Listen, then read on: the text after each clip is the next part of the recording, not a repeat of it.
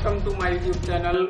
और जैसा कि हम आपको पढ़ा रहे हैं केमिकल काइनेटिक, तो आज हमको पढ़ाना है कोलिजन थ्योरी, यानी collision theory of reaction rate, उसी के बारे में हमको पढ़ाना है। तो पहले आपको हम बता दें कि जैसे पिछले लेक्चर में हमने सब कुछ आपको पढ़ा दिया है कि अपक्रिया किसे कहते हैं, अपक्रिया का वेग क्या होता है, वेग स्थिरांक क्या होता है, वेग स्थिरांक को प्रभावित करने वाले कारक, टाइप्स ऑफ रिएक्शन। मतलब पिछला लेक्चर आप देखेंगे तो आपको ज़्यादा ही अच्छा लगेगा।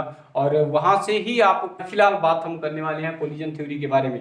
कोलिजन थ्योरी क्या डिपेंडेंसी करती है, अपक्रिया कैसे होता है, कब होता है और कब ज़्यादा होता है, कब कम होता है, इसी के बारे में। ठीक है, तो अब देखिए बच्चों, अब हम लोग पढ़ने जा रहे हैं reaction collision theory of reaction rate की अपक्रिया का वेग, टक्कर सिद्धांत। तो टक्कर सिद्धांत की जो प्रमुख बातें हैं वो नीचे हम आपको पॉइंट वाइज करके बताते जाएंगे, जिसके द्वारा किसी भी अपक्रिया का वेग कैसे होता है ये आपको हम समझाएंगे। ठीक है, तो चलिए स्टार्ट करते हैं। सबसे पहला पॉइंट है कि अपक्रिया के लिए अणुओं का टकराना आवश्यक है, यानी कोई भी आप सब्सटेंस लेंगे तो उसके मॉलिक्यूल्स तो होंगे ही होंगे, और अगर किसी के साथ मिक्स कर रहे हैं तो उसके भी मॉलिक्यूल्स होंगे। और अपक्रिया होने के लिए, यानी जब तक प्रोडक्ट आपको तभी प्राप्त हो सकता है जब उसके अणु आपस में टकराते हैं। यानी सबसे पहला मेन टॉपिक है कि किसी भी अपक्रिया के लिए परस्पर अणुओं का टकराना क्या होता है, आवश्यक होता है।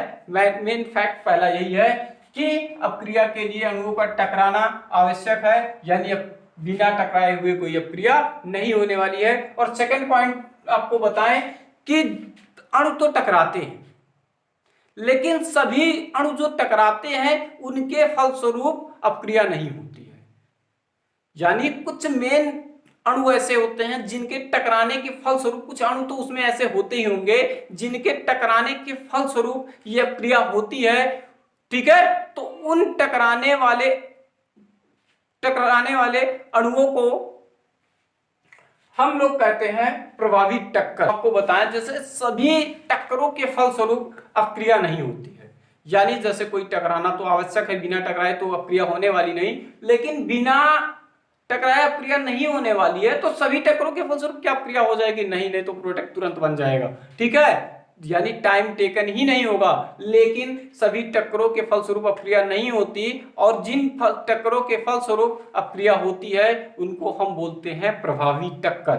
ठीक है, यानी प्रभावी टक्कर क्या होता है? जिन टक्करों के फलस्वरूप अपक्रिया होती है उन्हें हम प्रभावी टक्कर बोलते हैं। और इनकी जो प्रभावी टक्करों की जो संख्या होती है, प्रभावी टक्करों की संख्या जो होती है वो बहुत ही कम होती है। सेकंड पॉइंट को रिकैप कर लेते हैं। पहला पॉइंट हमने आपको बताया था कि अपक्रिया होने के लिए परस्पर अणुओं का टकराना आवश्यक होता है, बिना टकराए कोई भी अपक्रिया नहीं होने वाली है। यह भी हमने आपको बता दिया था सेकंड पॉइंट में कि सभी टक्करों के फलस्वरूप अपक्रिया नहीं होती है, जिन टक्करों के फलस्वरूप अपक्रिया होती है उन्हें प्रभावी टक्कर कहते हैं, और इनकी संख्या जो होती है बहुत ही कम होती है। अब थर्ड पॉइंट के बारे में हम लोग बात करते हैं। तो देखिए, यह हमने पहले से लिख के रखा है और आपको देखिएगा, यानी प्रभावी टक्कर से प्राप्त अणु, मान लेते हैं ये कोई मॉलिक्यूल्स था और ये भी मॉलिक्यूल्स थे, तो ये टक्कर करेंगे आपस में, भाई टक्कर करेंगे, ये भी ए था और ये बी था, ये दोनों ने टक्कर कर लिया आपस में।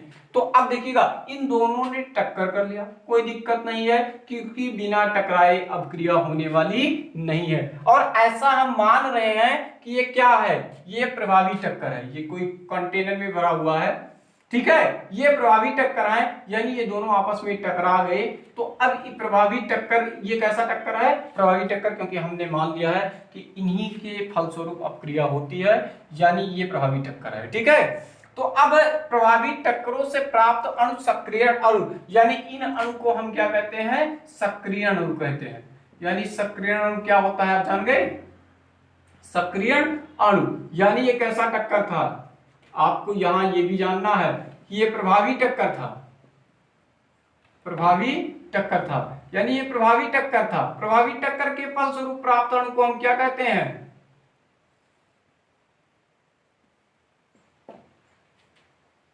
ठीक है, तो प्रभावी टक्कर के फलस्वरूप प्राप्त अणु को हम क्या कहते हैं? सक्रिय अणु कहते हैं। और इनकी ऊर्जा एक निश्चित तल के बराबर होती है, यानी कि इनकी जो एनर्जी होती है एक तल के मतलब तल या उससे अधिक होती है, यानी या तो यहाँ रहेगा या इससे ऊपर हो जाएगा। ठीक है, अगर इस तरफ ये एनर्जी है तो ये ग्राफ के माध्यम से हल्का सा हम आपको समझा रहे थे। ठीक है, तो ऊर्जा तल के बराबर या उससे अधिक होती है। ऊर्जा का यह तल क्या कहलाता है? देहली ऊर्जा। यानी ये जो तल होता है इसको हम थ्रेशोल्ड एनर्जी लेवल बोलते हैं। ठीक है, यानी देहली ऊर्जा का तल।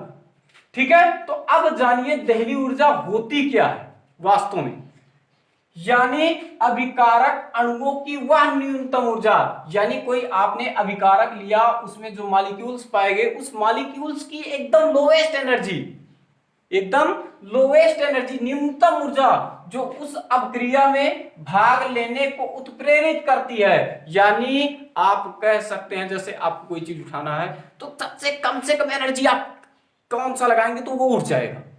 तो उन अभिकारक अणुओं की वह न्यूनतम ऊर्जा जो उस अपक्रिया में भाग लेने के लिए उनको क्या कर दे? उत्प्रेरित कर दे, तो उसको हम बोलते हैं देहली ऊर्जा। ठीक है, और उस तल को हम लोग क्या बोलते थे? देहली ऊर्जा का। जैसा कि हमने आपको पॉइंट 1, 2 और 3 में बता दिया, तो पॉइंट 1, 2, 3 के बाद नंबर आता है पॉइंट 4 और एक ग्राफ है आपके पास। ये ग्राफ है रिएक्शन प्रोग्रेस के बारे में, रिएक्शन प्रोग्रेस और एनर्जी के बारे में। तो अब इन दोनों चीजों को हम जानते हैं। तो सबसे पहले हम आपको पढ़ा देते हैं कि चौथा पॉइंट क्या होता है। तो देखिए चौथा पॉइंट क्या होता है कि अब एकदम सेम चीज है, देहली ऊर्जा और सक्रिय ऊर्जा दोनों एकदम सेम चीज होता है। बस जो आपके पास सक्रिय ऊर्जा होता है ये अतिरिक्त ऊर्जा होती है। ठीक है, एक वर्ड उसमें जुड़ा होगा कि अभी आपको डिफिनीशन देखिएगा, अभिकारक अणुओं के लिए आवश्यक व न्यूनतम अतिरिक्त, ये वर्ड आप मिस मत कीजिएगा, नहीं तो सक्रिय ऊर्जा और देहली ऊर्जा आप नहीं जान पाएंगे कि वास्तव में इनमें डिफरेंस क्या होता है।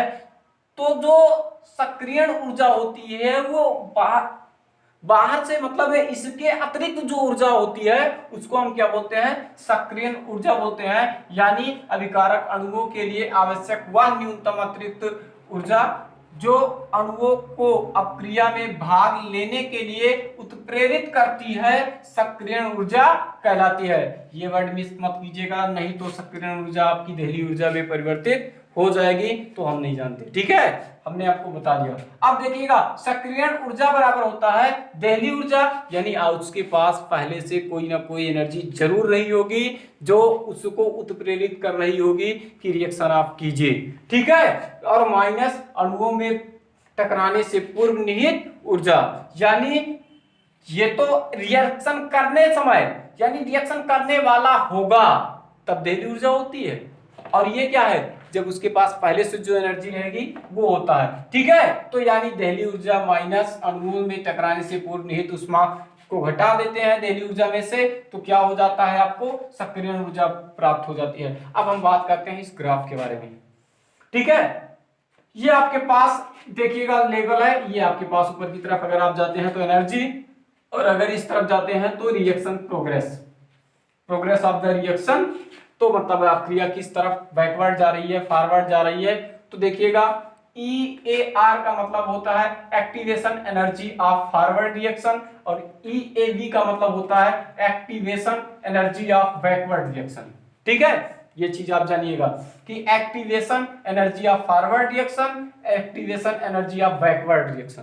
ठीक है, क्या होता है? अब देखिएगा ये इतनी जो एनर्जी होती है activation energy of backward reaction, और इतनी पूरी एनर्जी क्या होती है? Activation energy of forward reaction. अब देखिएगा कि जैसे ये आपके पास कोई एक एनर्जी ऑफ कोलाइडिंग मॉलिक्यूल्स है, जिसमें मॉलिक्यूल्स क्या करते हैं? जिसमें कोलाइड करते हैं, कोई ना कोई तो एनर्जी होगी, ये कोई एनर्जी लेवल है, इसी के लेवल कोई एनर्जी होगी। यहां से देखिए रिएक्शन होना ही नहीं स्टार्ट हुआ है, एकदम स्टेप है, टाइम बीतता जाएगा तो रिएक्शन होता जाएगा। अब देखिएगा इसी एनर्जी लेवल पे क्या करते हैं? मॉलिक्यूल्स कोलाइड करते हैं, यानी कोलिजन करते हैं। ठीक है, तो कोलिजन करने के फलस्वरूप उनकी जो एनर्जी, भाई कहीं ना कहीं कोलिजन करते हैं तो कोलिजन करने के लिए एक एनर्जी की आवश्यकता होती है अपक्रिया में। तो अब यही एनर्जी तो है कि इस एनर्जी के ऊपर तक जब तक ये जाएंगे नहीं थ्रेशोल्ड एनर्जी लेवल तक, तब तक तो मॉलिक्यूल्स कोई रिएक्शन होने वाला नहीं है। रिएक्शन कब बढ़ेगा, यहां से आगे की तरफ फॉरवर्ड और बैकवर्ड होता जाएगा, ठीक है। यानी ये आप देखिएगा, ये ग्राफ जो होता है रिएक्शन प्रोग्रेस ऐसे से बढ़ता हुआ चला जाता है, यानी शुरुआत में एनर्जी बढ़ती जाती है और बाद में एनर्जी क्या होती जाती है, घटती जाती है। और आपको बताएं इंडोथर्मिक रिएक्शन है कि एक्सोथर्मिक रिएक्शन है, ये ईए मतलब activation energy of forward, activation energy of backward पे डिपेंडेंस होता है, ठीक है। तो ये कोलाइड है, मतलब ये ग्राफ आप याद रखिएगा क्योंकि ग्राफ बहुत इंपॉर्टेंट है और बार बार पूछा जाता है। तो अब हम लोग बात करते हैं, जैसे आपको हमने पहला पॉइंट बता दिया, दूसरा पॉइंट, तीसरा, चौथा पॉइंट तक बता दिया और ग्राफ भी बता दिए उसके माध्यम से कि रिएक्शन प्रोग्रेस कैसे होता है। अब हम लोग बात करने वाले हैं कि 5 नंबर क्या होता है। तो 5 नंबर में आप जानिएगा कि क्या होता है कि टक्कर के फलस्वरूप सक्रियण ऊर्जा प्राप्त होती है, यानी जो जैसे मॉलिक्यूल्स अगर आपस में वाइब्रेट मतलब कोलिजन करते हैं तो कोलिजन करने के फलस्वरूप आपको सक्रियण ऊर्जा प्राप्त होती है, यानी जब तक टक्कर नहीं करेंगे तब तक आपको सक्रियण ऊर्जा एक्टिवेशन एनर्जी प्राप्त होने वाली नहीं है।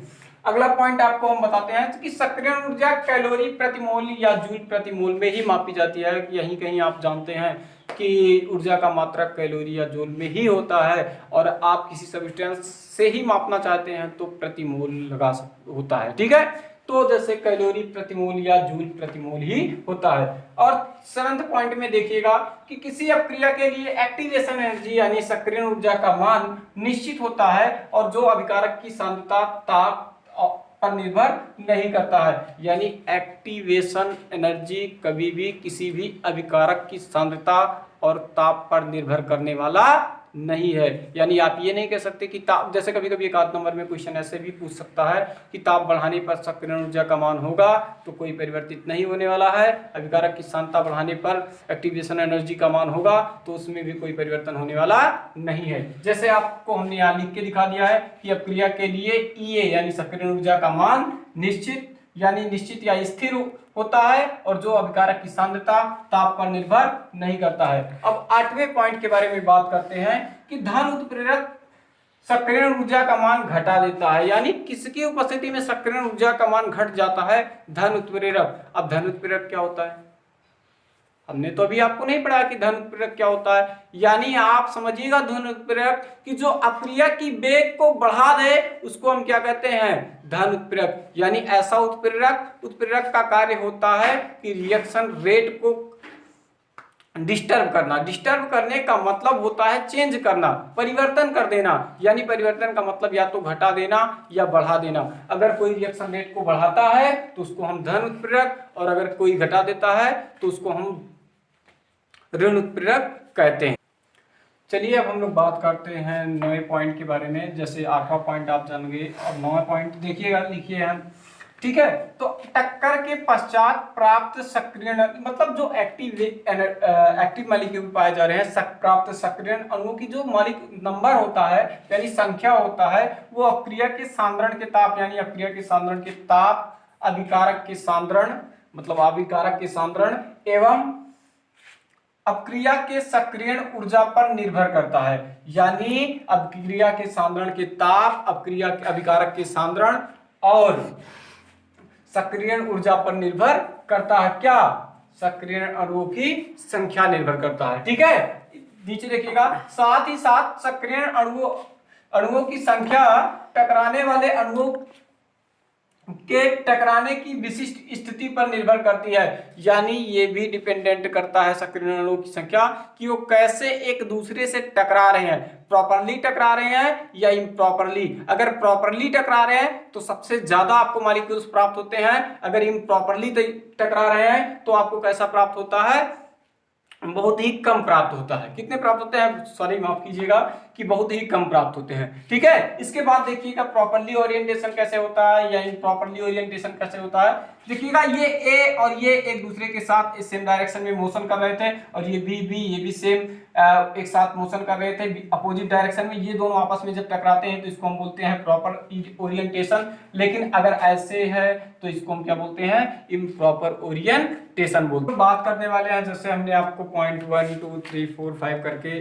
9 तक बता दिया था, तो अब हम लोग बात करने वाले हैं पॉइंट नंबर 10 के बारे में। सबसे मेन टॉपिक यही है, मतलब इसमें का अगर हम देखें तो कि मतलब कैसे क्या होता है। जैसे अपक्रिया का वेग, प्रभावी टक्करों की संख्या प्रति सेकंड पर निर्भर करता है, यानी जो प्रभावी टक्करों की संख्या होती है वो प्रति सेकंड यानी एक सेकंड में कितना प्रभावी टक्कर हो रहा है उस पर डिपेंड करता है। ठीक है, उसके बाद देखिएगा यानी वेग बराबर होता है प्रभावी टक्करों की संख्या, यानी सब ज्यादा से ज्यादा अगर वायु, हमने पहले भी बताया कि अगर प्रभावी टक्करों की संख्या बढ़ेगी तो अपक्रिया का वेग बढ़ने वाला है। ठीक है, यानी प्रभावी टक्करों की संख्या बराबर टक्करों की संख्या, मतलब पूरा कितना टक्कर हो रहा है गुणे सक्रियण अणुओं की संख्या। और सक्रियण अणु कहां से प्राप्त होते हैं? प्रभावी टक्करों के फलस्वरूप ही सक्रियण अणु प्राप्त होते हैं। ठीक है, और गुणे टक्करों की विशेष स्थिति की संख्या, यानी प्रॉपर ओरिएंटेशन में कितने ज्यादा मॉलिक्यूल वाइब्रेट करेंगे, मतलब कोलिजन करेंगे, उतना ही ज्यादा उसका क्या होगा, प्रभावी टक्करों की संख्या। और अगर प्रभावी टक्करों की संख्या ज्यादा हो रही है तो ये अपक्रिया का वेग, आप कह सकते हैं यहाँ वेग की बात होगी तो अपक्रिया का वेग उतना ही ज्यादा होगा। ठीक है, अब देखिएगा हमने आपको फॉरवर्ड और बैकवर्ड बताया था, तो नोट एक देख लीजिएगा कि डेल्टा एच की जो वैल्यू होती है activation energy of forward reaction और minus activation energy of backward reaction होता है। ठीक है, यानी डेल्टा एस आप निकाल सकते हैं EAFR माइनस EAVR, VR का मतलब बैकवर्ड और FR का मतलब फॉरवर्ड रिएक्शन। ठीक, अब देखिएगा अगर EAFR फॉरवर्ड रिएक्शन की जो एनर्जी है वो ज्यादा है किससे, EAVR से, तो रिएक्शन कैसा होने वाला है, उष्माशोषी इंडोथर्मिक रिएक्शन होने वाला है। ठीक है, अगर यही देखिएगा ऊपर लिख दे रहे हैं मिटा के, तो देखिएगा जैसे ये EAFR मतलब अगर activation energy of forward reaction की ज्यादा है और इसका क्या है कम है, तो उष्माशोषी अपक्रिया। अगर ये रिवर्स हो जाता है जैसे EABR is greater than EAFR, तो ये रिएक्शन हो जाता है उष्माक्षेपी। कैसा रिएक्शन हो जाएगा, उष्माक्षेपी। अब ठीक है, इसको आप कहें तो एक्जोथर्मिक रिएक्शन। ठीक है, तो ये आपका जो टॉपिक था कोलिजन थ्योरी ये एंड हो गया है। और thank you for watching video.